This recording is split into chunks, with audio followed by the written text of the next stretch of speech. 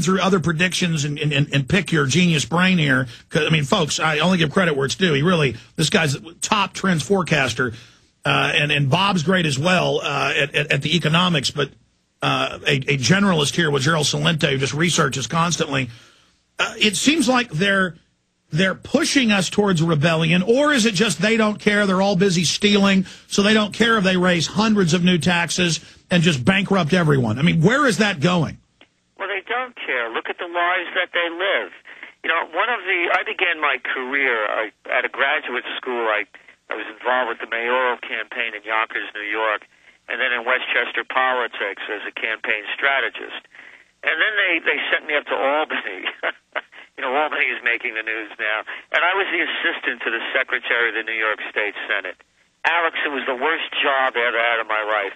And I had some lousy jobs as a young guy, as many of us did. And what it would be is I'd be standing in the back of the chambers with my pal chit-chatting about this or that, the young guy in my 20s. And all of a sudden a senator would walk in. And my pal would follow the senator like a little puppy dog and help pull out the chair to help him sit down. And my friend would come back and I'd say, hey, what's the matter? The cat can't sit down by himself. He needs some help. The point being, all it was watching grown men grovel.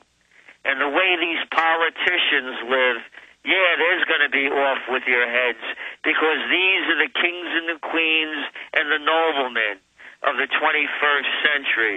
They don't have a clue on how the rest of the people live. They're so far removed from it. Look at the arrogance. Did you see that Charlie Rangel try to wrangle his way out of being a high-pressure, high-power thief on TV? Who would believe this stuff? Listen, Alex, I grew up in the Bronx. I used to go to Coney Island and Palisades Amusement Park. I know what a freak show looks like. It's a freak show. And that's who these people are. They have no concern about any of us. The only thing they're concerned about is maintaining their power and stealing as much as they can. And this is another important note. Politicians get paid off very cheaply. Doesn't take a lot to buy these guys out. All they're doing is looking for the safe bet and a cushy life where they'll never have to work again in their lives or get their fingernails dirty. Absolutely. Now, again, 3 years ago, I was reading the Journal, and you were talking about rebellions. Tax rebellions is the term you specifically used, and that's the main basis of the Tea Party that's bipartisan. The Republicans have tried to take it over, but that's not really being successful. Now, Obama created separately the Coffee Party to love and worship the government. Turns out he's covertly running that. So they're trying to take these over, but I don't see that working. So now going forward, how do you see the rebellions against government peacefully unfolding? And do you see people violently lashing out? It's up in the air, because you were mentioning before about these false flags and staged events. Where, you know, from Remember the Maine to the Gulf of Tonkin incident that never happened, to who knows what else. So they can use something to rally the people around the government again. On my way down to Buenos Aires, I took a journal that I write in every day, that I began writing right after that I had written when 9/11 happened. And the quotes in there are amazing to relive. You know, 92% of the people were in favor of the United States bombing Afghanistan. Days after 9/11, Tony Blair came to the United States, and my note was he's continually hitting on Iraq. And then the same day that he's there, for 3 days following, the United States and the UK were carpet bombing Iraq. So you look back at this, you saw how unpopular Bush was before 9/11, And then you see his popularity mushrooming after that. The same kind of thing could happen now.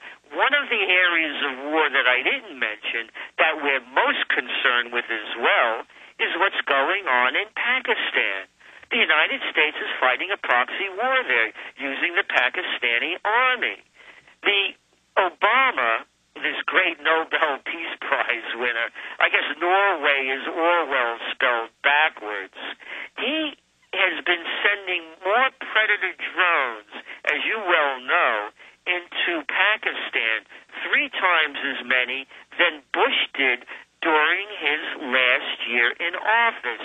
Thousands of innocent people are being killed.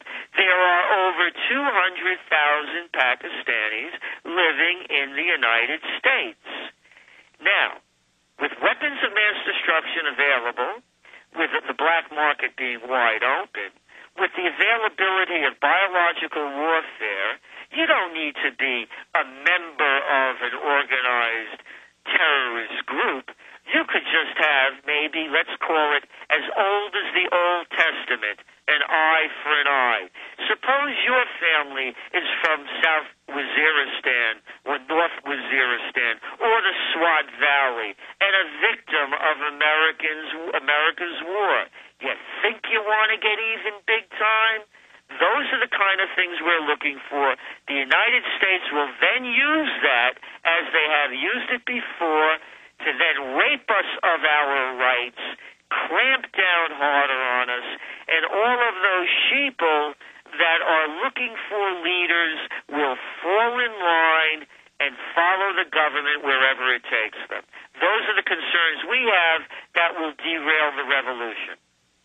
Absolutely, Gerald Celente, because in many cases they don't have to stage a classic false flag. If they attack a country, they're going to be real people that come after them. You talk about World War I, Germany was clearly the one that was set up in that. Then, directly out of World War I came Adolf Hitler, who was a really bad guy and did do horrible things.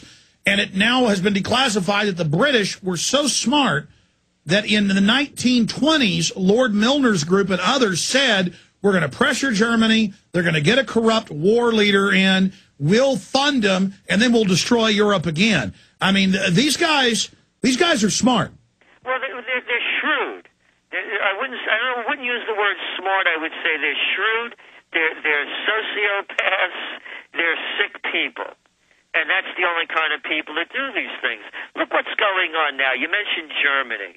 All of a sudden, I mean, what, did people forget World War II? Now Germany's sending more troops into Afghanistan? What's going on over And Germany openly runs the EU and is now the 3rd biggest arms producer in the world, just like they secretly rearmed before World War II, and they're calling the shots in the EU on Greece and everything else. Exactly.